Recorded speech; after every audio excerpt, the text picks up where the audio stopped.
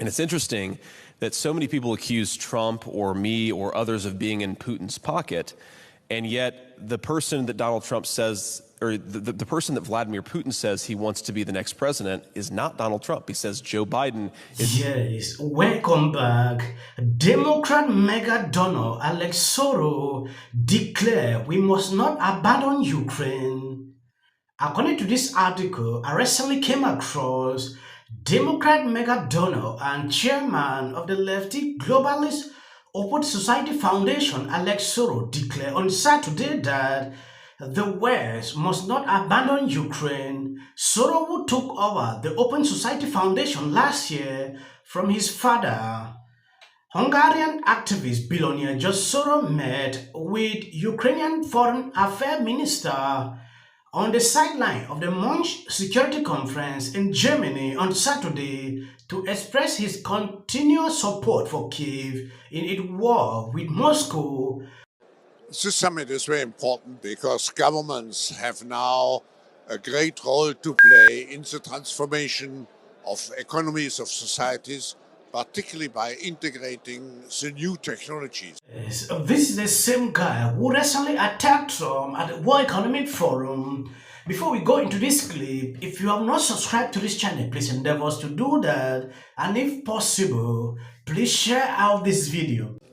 And it's interesting that so many people accuse Trump or me or others of being in Putin's pocket, and yet the person that Donald Trump says, or the person that Vladimir Putin says he wants to be the next president is not Donald Trump. He says Joe Biden is his preferred candidate because he's more predictable. Now, on the question of European security, I think there's a fundamental issue here that Europe really has to wake up to. And I offer this in the spirit of friendship, not in the spirit of criticism, because no, I don't think that we should pull out of NATO. And no, I don't think that we should abandon Europe. But yes, I think that we should pivot. The United States has to focus more on East Asia. That is going to be the future of American foreign policy for the next 40 years. And Europe has to wake up to that fact. Now, let me just throw a couple of facts out there. Number one, the problem in Ukraine, from the perspective of the United States of America, and I represent, I believe, the majority of American public opinion, even though I don't represent the majority of opinion of senators who come to Munich, is that there's no clear endpoint. And fundamentally, the limiting factors for American support of Ukraine, it's not money, it's munitions. America, and this is true, by the way, of Europe too, we don't make enough munitions to support a war in Eastern Europe, a war in the Middle East, and potentially contingency in East Asia. So the United States is fundamentally limited. Now, let me just throw very, very specific details, okay? The PAC-3, which is a Patriot interceptor. Ukraine uses in a month what the United States makes in a year, okay? The Patriot missile system is on a 5-year back order, 155 millimeter artillery shells on more than a 5-year back order. We're talking in the United States about ramping up our production of artillery to 100,000 a month by the end of 2025. The Russians make close to 500,000 a month right now at this very minute. So the problem here vis-a-vis Ukraine is America doesn't make enough weapons, Europe doesn't make enough weapons, and that reality is far more important than American political will or how much money we print and then send to Europe. And the final point that I'll make just to respond here, because I know people have heard what, Trump said, and they've criticized it and they said, well, Trump is going to abandon Europe. I don't think that's true at all. I think Trump is actually issuing a wake-up call to say that Europe has to take a bigger role in its own security. Germany, just this year, will spend more than 2% of GDP, okay? That, of course, is something that we had to really push for in the United States, and it just now has finally cleared that threshold. But it's not just about money spent. How many mechanized brigades could Germany field tomorrow? Maybe one, okay? The problem with Europe is that it doesn't provide enough of a deterrence on its own because it hasn't taken enough of it hasn't taken the initiative in its own security. I think that the American security blanket has allowed European security to atrophy. And again, the point is not we want to abandon Europe. The point is we need to focus as a country on East Asia, and we need our European allies to step up in Europe. I appreciate what my English friend over here said. And of course, England has been one of the few exceptions where I think it has fielded a very capable military over the last generation, but that hasn't been true for a lot of Europe, and that has to change. Yes, he spoke the truth. Though it is bitter, a lot of people are calling out Trump. Oh, Trump will stop this, Trump will do this, like a video I did few hours ago. Putin.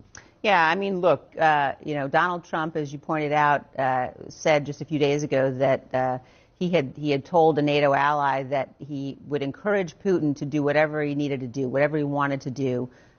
He's basically made clear that under a Trump administration, the United States is unlikely to keep its NATO commitments. And I think that Republicans who understand the importance of the national security situation, who continue to support him, are similarly going to be held to account. You know, when you think about Donald Trump, for example, pledging retribution, what Vladimir Putin did to Navalny is what retribution looks like in a country where the leader is not subject to the rule of law. And I think that we have to take Donald Trump very seriously. We have to take seriously the extent to which, you've now got a Putin wing of the Republican Party. I believe the issue this election cycle is making sure the Putin wing of the Republican Party does not take over the West Wing of the White House. Rhino Lischeni says Donald Trump represents the Putin wing of the Republican Party. Just a reminder that Putin waited until Joe Biden was president to invade Ukraine. Another reminder, Putin says he hopes Biden wins in the 2024 elections. Why? Because he is old and easy to predict. The Biden administration was a gift to Russia. Yes, going back into Alex Soros, according to this article, Alex Soros, like his father, has been one of Ukraine's most vociferous supporters, most recently traveling to Kyiv in December to meet with both President Zelensky and First Lady Olena Zelenska, whom he gave 1 million to a charity which he said has become a partner of the Open Society Foundation.